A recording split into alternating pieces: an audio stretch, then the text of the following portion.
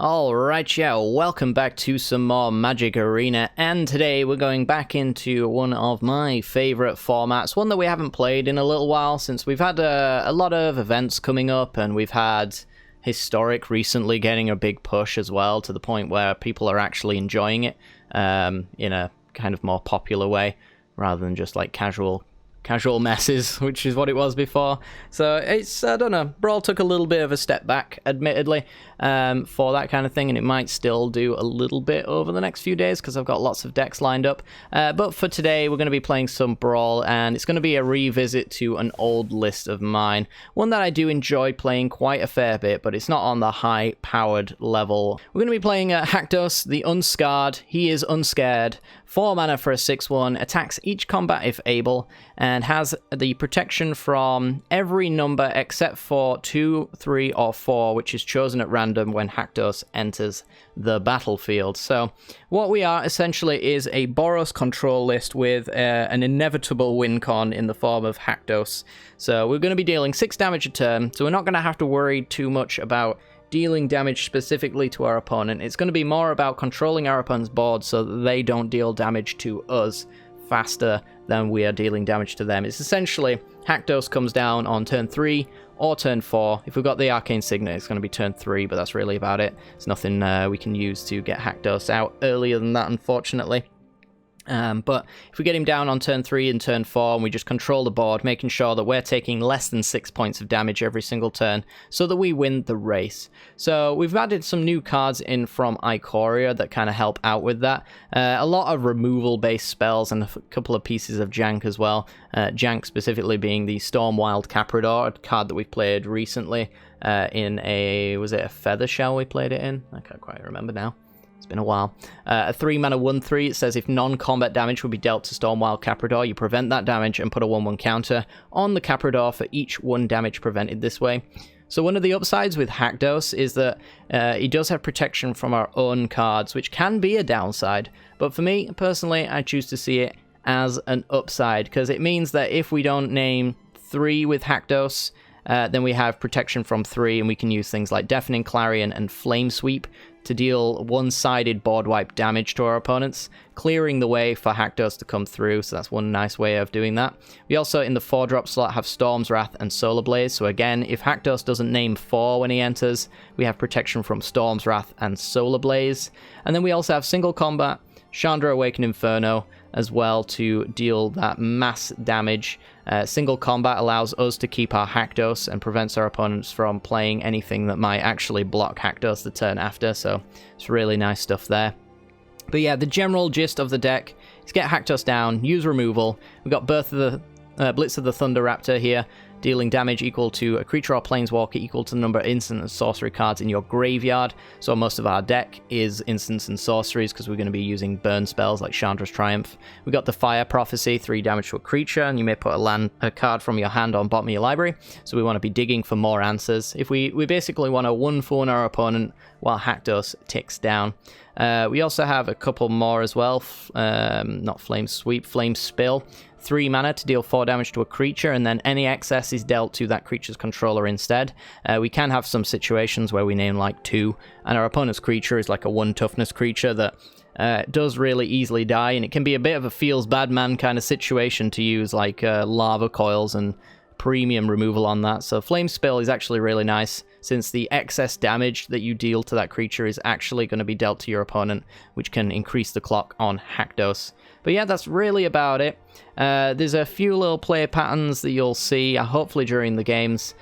Things like Elspeth Conquers Death. The Chapter 3 does have a reanimate for a creature or planeswalker. I'd stress never using that for Haktos specifically, because Haktos can go to the graveyard and you can return it with a Chapter 3, which is fine. But there's a good chance that your opponent will have enchantment removal for this spell, and then your Haktos will remain in the graveyard for the rest of the game, which can make it really difficult to win. So be very careful with that. Only really use that Chapter 3 to bring back Haktos if you're up against a matchup that does not have enchantment removal. Even Black these days has Ferrica's Libation, so you got to be real careful about that.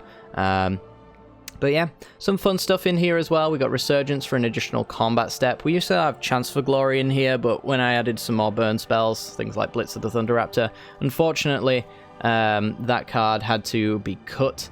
But it was very fun to play around with that. I've won a few times with that card, so you might want to consider adding it in again. 3 mana, give creatures indestructible, and you get an extra turn, which essentially means an extra combat step with Haktos, so 12 points of damage for 3 mana in a weird roundabout fashion. So it's one good way to clean out the game, but Resurgence seems to be just fine.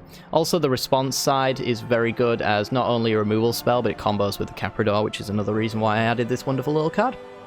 But yeah, if you do enjoy the deck, make sure to hit the like button, subscribe, you know the drill at this point, and yeah, hope you enjoy the gameplay. This video is brought to you by the generous support of our wonderful patrons and channel members that you see here.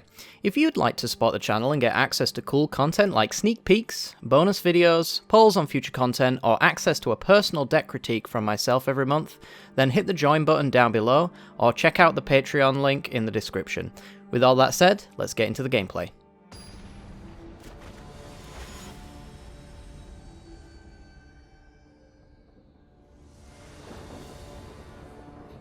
Okay, we're in, and I quite like this hand up against a Torbrand list. 4 mana, 2/4. If a red source would deal damage to an opponent or a permanent an opponent controls, it deals that much damage, +2 instead. So we got the Deafening Clarion and the single combat to a certain extent. Single combat's going to be okay. Aurelia with a 5 toughness booty. Should be able to block a lot of our opponent's stuff, but we'll have to see. And we're 1 mana away from actually being able to cast our Haktos on time, so I'm liking mostly where we're at. So we've got the Perforos's Intervention. Is that something I want to use on Spear Spewer? Not particularly. I think I'll actually go with the Tome of Legends to make sure that we've got the 4th mana to play Haktos on time. And then we'll roll the dice to see if our opponent is lucky enough to have our number land exactly on the burn spells that they have in hand. Let's go with a Tome activation now, just in case. Banishing Light. So we do want to kill Spear Spewer because it is basically a lightning bolt on a stick if Torbrand comes down, so I'm just going to get rid of that now. We already have Banishing Light for Torbrand anyway, so 1 × 2 for the intervention. I'll deal 1 to us. Yep. And Bone Crusher me. Sure.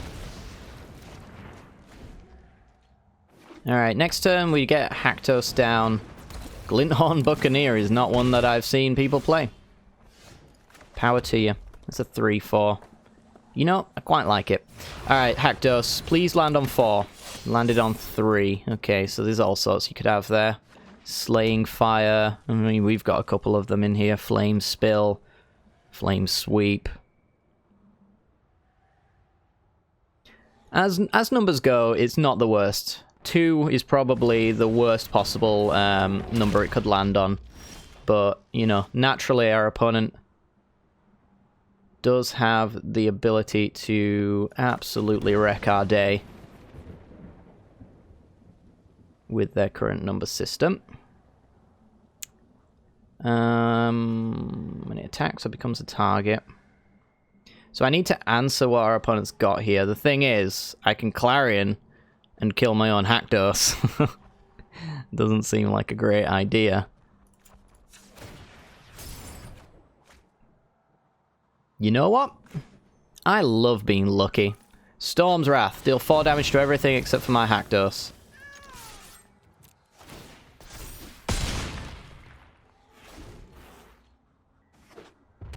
Sometimes you just draw what you want.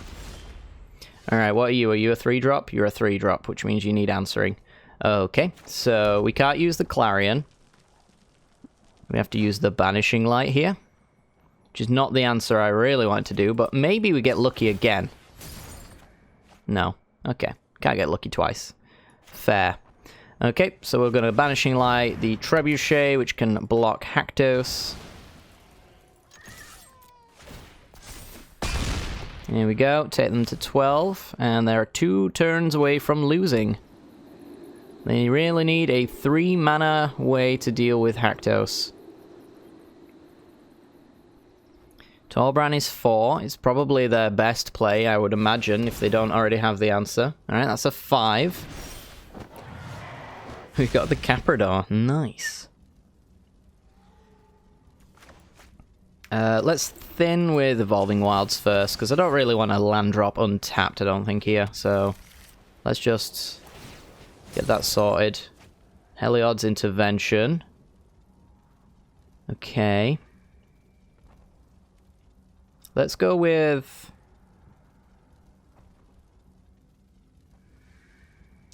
what about Tectonic Giant? Yeah, I think that's pretty good. 3 damage to each opponent on the attack might actually be really relevant. Take them to 6. They need a 3-drop to kill Haktos. Hellkite won't do it. And then after that, if we get to attack with Tectonic Giant... oh, okay then. And opponent's dead. Yeah. If we got to attack with a giant, we've got that 3 damage on the ping. And then I'm sure we can probably figure something out from there. We can at least, like, single combat and do some shenanigans, or even Aurelia and give it trample, something like that. I don't know. We'll figure it out anyway. And, yeah, victory.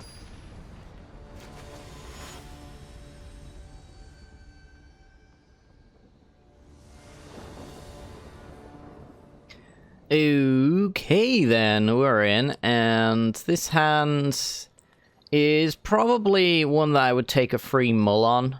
So, we don't have turn 4 Haktos because of the Bonder's Enclave, which is a really nice card with Haktos, admittedly, but not for the early game. From there, we have got some removal pieces, but I don't think that's what we really want to be doing. We just primarily want to be working towards our Haktos, so a free mull can potentially get us that Arcane Signet for a turn 3 instead. And yep, this is the hand we're kind of looking for. We've got the same rough amount of removal, but this one's permanent based. We've got the Birth of Meletus, which is our 4th land that we need to cast our Haktos. And yeah, ultimately, pretty happy with this one. So we'll get to the commanders in just a second. Our opponent is playing Korvold, Fey Cursed King, a commander I actually haven't played yet. Outside of the first ever time playing Brawl anyway. But it was fun when I played it that time, so probably should build one sooner rather than later. But it's a pretty popular commander, so that's kind of why I've shied away from it a little bit. But anyway, 5 mana, Jund Colours. Let's go Birth of Meletus and grab a Plains. When Korvold, the 4/4 flyer, enters the battlefield, you sacrifice a permanent, and if you sacrifice a permanent, put a 1/1 counter on Korvold and draw a card. So, yeah. When he enters or attacks, he gets that little bit of card advantage of engine. So it's a little bit of a mid-rangey, sometimes control-y style deck for our opponent. And yeah, there's lots of sacrifice matters kind of cards here.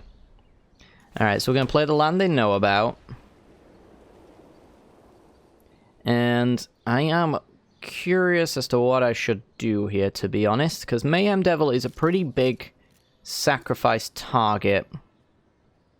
And I think it's probably what we want, because if Haktos lands on 3, then just the sacrifice trigger alone is enough to kill Haktos. So let's kill that. They will get to actually play Korvold, but it will require them either killing a land or their Mana Dork, which, once I kill Korvold with a Prison Realm or a Tribunal, should set them back a little bit there as well. That's one of the downsides of Korvold, is sometimes you don't have the board to sacrifice, really, so you have to take that risk that he won't die. And I get a lot of people actually not doing that a lot of the time. So our opponent is actually going to go Dreadhorde Invasion first, which is really the smart play here. It gives them a 1/1 Amass token that they can sacrifice constantly. So they're not going to lose out on mana to no longer be able to pay the command attacks and stuff like that. So let's fire off the Haktos. We really do not want to see it on 3. I think 3 is the number we don't want our opponent to be able to use their removal on, because they get all sorts. Murderous Rider and nonsense like that. Well, I should have said 2. Actually, I should have said 4. 4 is probably the more likely scenario for best removal. Right now it is currently unblockable, but our opponent's removal should line up quite nicely with Haktos. When you go to 4, you've got things like Questing Beast, You've got Eat to Extinction. 3's got Murderous Rider, and honestly just various blockers like Mayhem Devil. It should appear in our opponent's deck. 3 is like the hot spot for most decks as well, so it's in general gonna be the worst possible number you could hit. Alright, so our opponent sacks the Amass token to draw a card with Korvold. We just want to keep answering Korvold whenever we can, so let's get in for the 6 points of damage here. And I think we just Temple. Well, we'll Temple. If we like the card on top, we'll Tribunal. Otherwise, we'll Prism Realm for that extra scry. I think that's a reasonable line.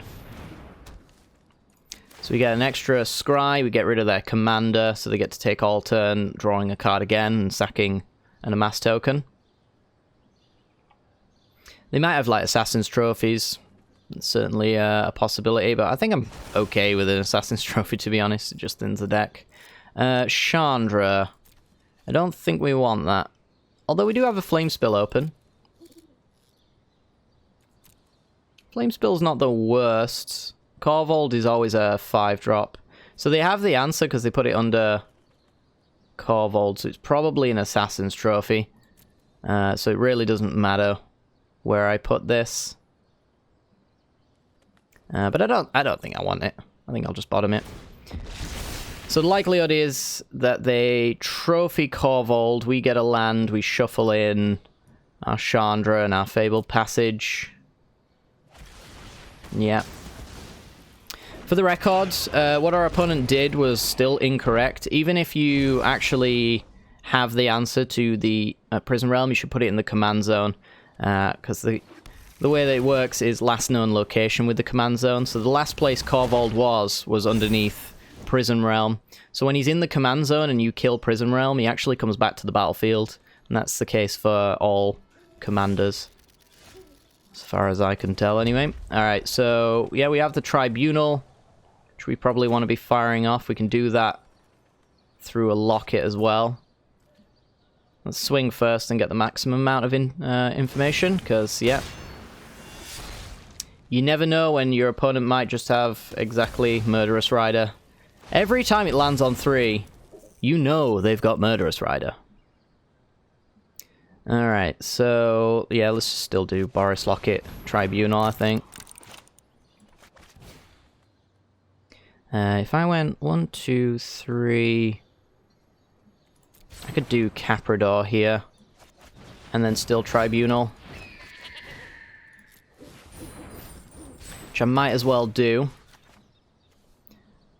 So this one will go back to the command zone. Because I imagine they don't have another answer to a Tribunal. Maybe they do. Maybe they do. Nope. Alright, Amass token comes in. Every time they get that Amass token as well, they lose a little bit of damage, and they haven't been gaining any life, which is just great for us. To be completely honest.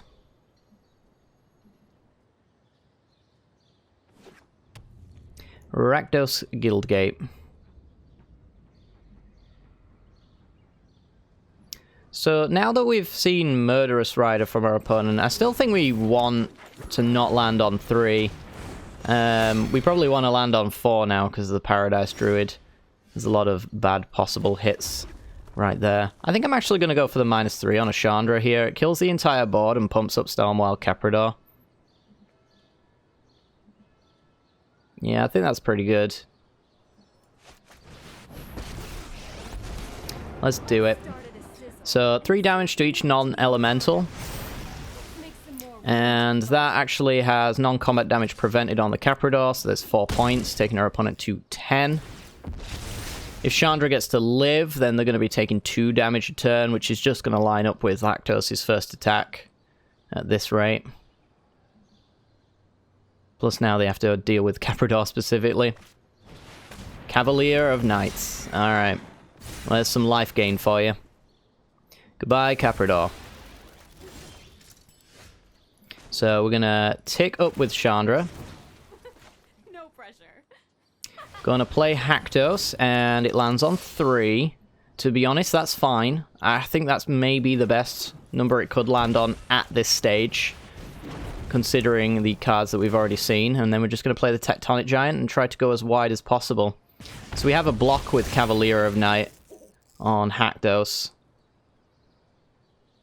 And our opponent is set up to die if they don't attack you with the Cavalier. They would get Mayhem Devil back, I guess, if we were to block and kill Cavalier.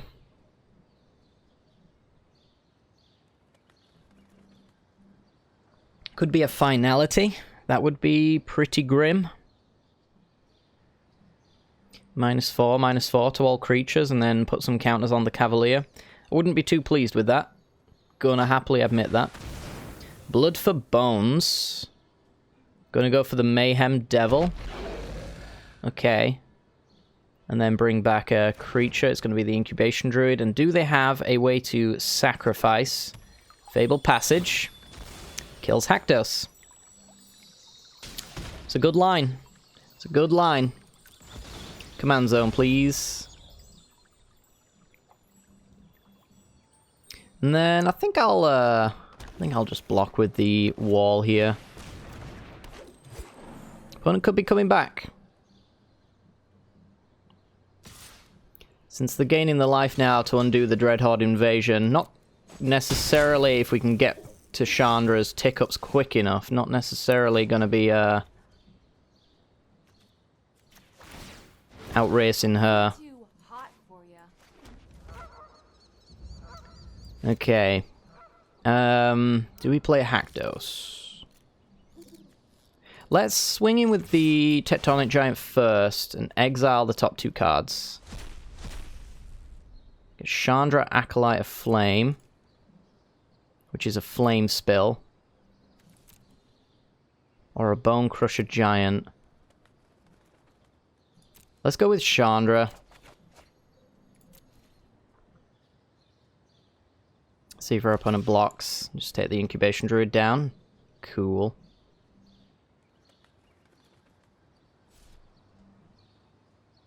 So we are flame spilling the Mayhem Devil. So what they want to do here is probably not block. That way the flame spill can still kill Chandra. Yeah.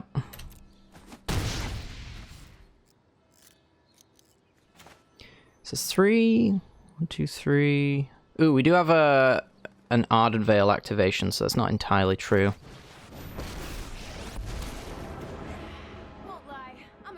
-2, get the Flame Spill, cast the Flame Spill on the Mayhem Devil, and yep, boop. Boop Devil, boop our opponent to 7. And then we've got an Ardent Veil activation to block the Cavalier of Night. Opponent's taking 3. So they're going to a virtual 8 this turn.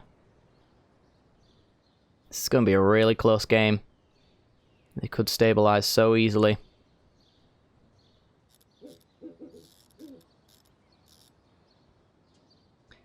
So where do they go? The minus on this actually does allow us to recast a spell, but we just don't have one at the moment.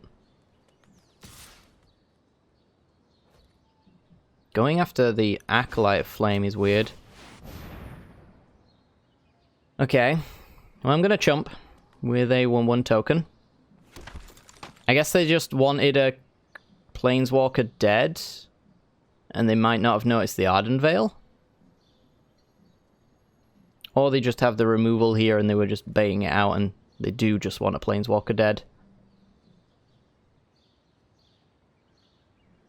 I mean, the Flame Spill does technically have them dead.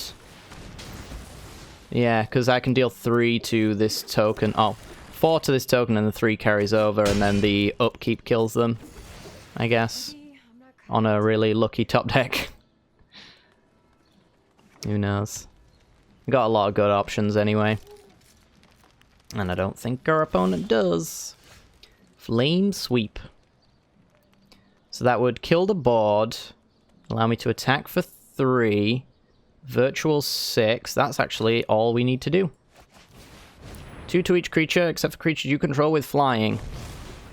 Kill those 2. That card in our opponent's hand has to be a removal spell.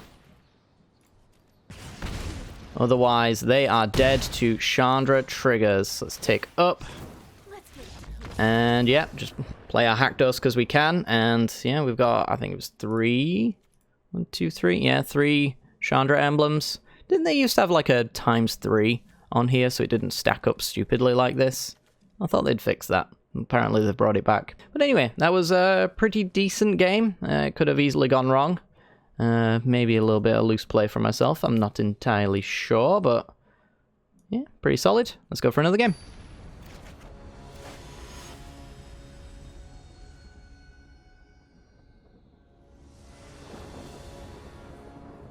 Alrighty then, we're in.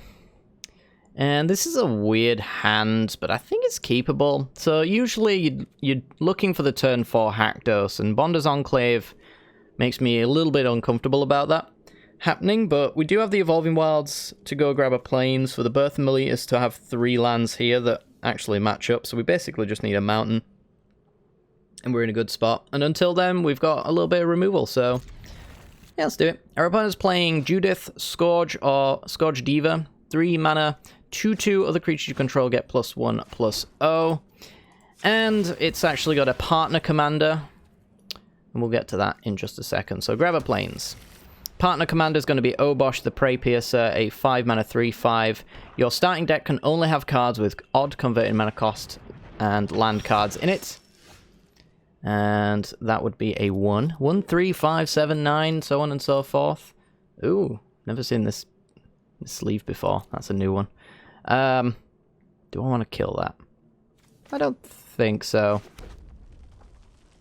I think I'll go Birth of Meletus, grab that Plains. Until they can activate with the Knight of the Ebon Legion, I don't think I really care. So yeah, essentially Obosh forces them to have odd converted mana costs, so they're going to have the 1s and the 3s. They do have a few 2 mana spells. They have Bone Crusher Giant, who has a 2 mana Stomp attached to it. Alright, so we have... might as well just go for the Plains here, and then pass the turn. I have a situation now where if our opponent wants to actually get through with the Knight of the Ebon Legion, they've got to take the entire turn off to do it. And in response, I can Scorching Dragonfire, which is pretty cool. Well, that has to die, I think, before they get their token. I don't really want them building up a board full of that nonsense. So the best thing that could happen to us is that Haktos lands on 2 or 4. So preferably 4, because of the Bone Crusher Giant we mentioned. But it should be relatively... yeah, it should be difficult for our opponent to destroy this. Trying to think what they could possibly have now. I really just don't know. Really do not know. So their combat is essentially held off for the turn now because I can just have a free block. I got the Prison Realm for the Obosh and the Judiths. I need a few more answers, admittedly, than what I have right now. But yeah, that's the best possible hit for us. If they have no way of like dealing or killing it without targeting it, which honestly I cannot think of a card that does that right now. Ooh, we got Torbran. So I could play Torbran and we'd be dealing 8. Or I could be dealing with Judith. Do I want to deal with Judith? So I guess I've kind of got this situation where Obosh comes down next turn, most likely, which is a lot of damage. But Judith's triggers are also extremely annoying. I might go for that. Let's go Fabled Passage, crack this, because we're going to scry. I think we're Prison Realming Judith. We'll grab more red, since we do need that for the Torbran. We'll just get rid of Judith, slow our opponent down. This is a race after all, so... let's slow our opponent while we get to hit in with our Haktos triggers. Opponent won't really have a way of gaining much life outside of that vampire, so we cut off that extra 1 point there as well. And then later we can play like Torbran and we'll be dealing 8 damage a turn. Possibly. We'll see. Alright. I would like you to spend all turn activating that. Good stuff. That works for me. That is what I would consider a waste of time, which is exactly what I wanted. Alright, so we do have the Scorching Dragonfire with Chandra, which is 5 damage with a Torbran, which is enough for the Obosh, so maybe we want to set that up. Yeah, I think so. So let's go Torbran. No idea if they've got the actual removal for that, but I feel like this is a perfect time for them to go Obosh and deal double damage. No? Okay, well this works for me. I'm fine. I'm not blocking.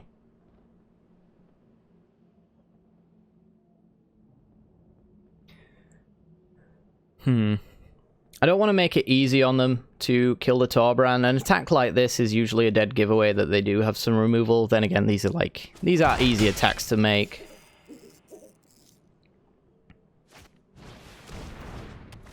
Yeah, Plague Crafter. So, yeah, just get rid of Torbran. I mean, Haktos is inevitable. Let's put it that way. Bonder's Enclave. Any way to deal 2 additional points of damage? I guess Tectonic Giant is that extra point. Well, we've got Tectonic Giant plus Chandra. And it's a little bit more than 2 because of the Vampire of the Daimoon. So, yeah, Chandra will make the 2 power. We're going for 8. Take our opponent down. Then the Tectonic Giant has that 3 damage trigger as well, on top of Haktos' next attack, which they can't stop. And I think we win there. They do have the Obosh for the double damage with the Vampire of the Daimoon, so they'll be gaining 2 life a turn if they played Obosh, and he's a pretty big boy as well. I can block my Tectonic Giant and my Elemental tokens just nicely. But I think that's okay. We have the Elspeth Conquers Death for it as well. Excuse me. So, yeah, taking down good old Judy. Don't see this one too often, but this is definitely the combo for Judith these days. But yeah, pretty happy with that. Alright guys, well that is going to do it for today's episode. Hopefully you have enjoyed this particular deck. I do very much enjoy Haktos. It is a little bit hit or miss. Obviously it does come down to certain matchups.